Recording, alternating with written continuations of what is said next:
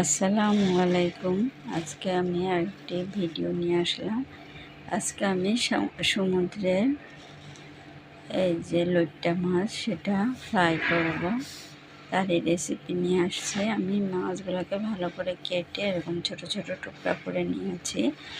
আর এখানে 1 চামচ মরিচ গুঁড়া, 1 চামচ হলুদ গুঁড়া, 1 চামচ ধনে গুঁড়া আর 1 চামচ জিরার গুঁড়া দিয়ে আরেকটা ডিম দিয়েছি। ডিম দিয়ে লবণ পরিমাণ মতন দিব, আদা রসুন বাটা দিব, দিয়ে এখন ভালো করে এটাকে মেখে কিছুক্ষণের জন্য রেখে দেব।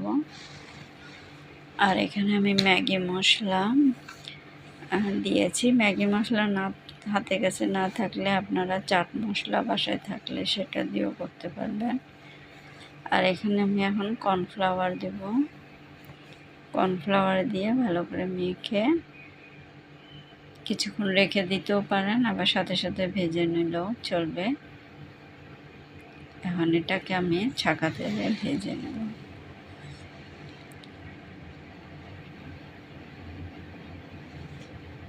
যে আমি এখন তেলে ভেজে নিচ্ছি।